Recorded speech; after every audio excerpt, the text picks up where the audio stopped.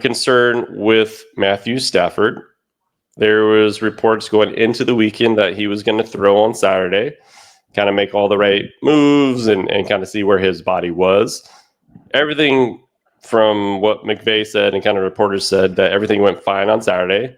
Even on Sunday, he felt pretty good and he was supposed to practice on Monday. However, came to practice on Monday and he was sore and kind of set back from what he did on Saturday. So like I told you guys last time, I was already concerned that the fact that this was a disc injury versus just kind of some random stiffness or low back pain or anything like that. Just once they said disc, it was like, okay, there's something going on. His disc is irritated. There's obviously some inflammation there. So they're going to have to find a way to get him better quickly. And there's been thoughts of, throwing around stuff like, is he going to have an epidural? Is this a surgery candidate? Things like that. I would say we don't know enough information to kind of determine that. An epidural would reduce inflammation. So if there is inflammation there, then that could help create some of the pressure that's on the disc right now, take some of that off.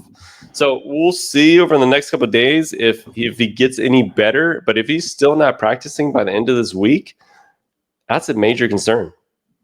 Definitely. Talk about, downplaying. I know Rams have kind of done that.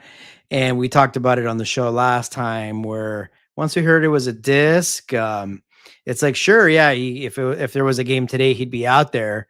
But is he going to be out there and healthy for a 17-game season? And so I imagine they're going to be, take some precaution there. They have, a serviceable backup where I think you could get it. We talked about it last week where you might be able to get through 2 to 3 games, but they do need a healthy Matt Stafford to really have any chance to advance deep into the playoffs. And so, yeah, it's got to be a bit of a concern, like him not practicing when they said he was going to, because he obviously, wasn't right after the activity that he had on Saturday. And so that's something we'll definitely be in the lookout for. And hopefully Stafford can get out there and, we can get a healthy version of him. Yeah, for sure. There were some comments in the news and kind of when the reporters kind of asked some questions to the passing game coordinator, Aubrey Pleasant. He said, no, there's no update on Matthew. But what I will tell you, it is very tough, not only for him, but for the organization. I would say it is that he's trying his best.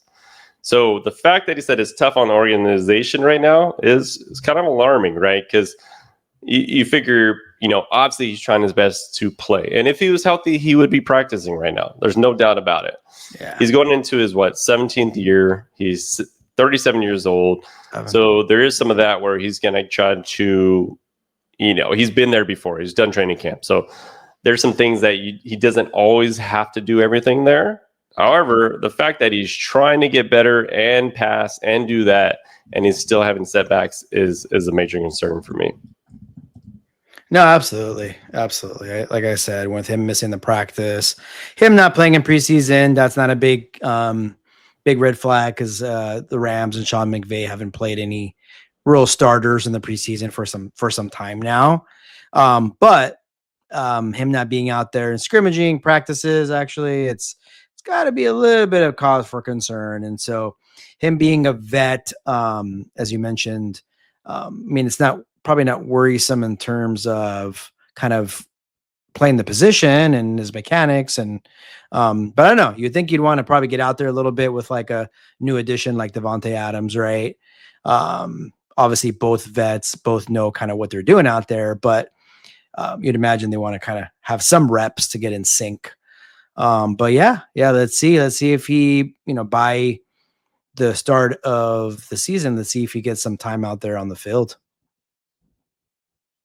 Yeah, I think we'll have a better idea by the end of the week. Like if it's still in that picture where he's sore, he's not necessarily back, then I'm gonna raise a major red flag for his availability in week 1. But let's just hope that it's starting to get some solutions here.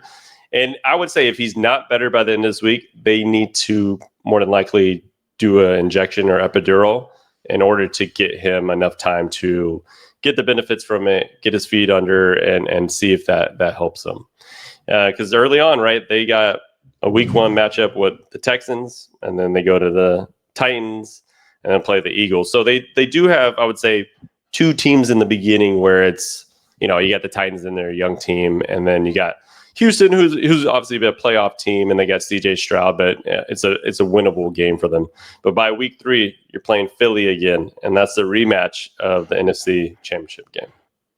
Yep. Rams have had the last couple seasons some slow starts, and I'm sure that's one thing they're harping on is we don't want to have that happen again. Because yes, they have come back strong and they made the playoffs both years, but you don't want to play with fire like that. And typically, when you start 1-4, 2-5, something like that, it's really hard to get out of that hole. So I think most important thing is getting Stafford healthy, and if they deem that he's going to just be healthy week 3 versus week 1, then they're just going to have to take that step.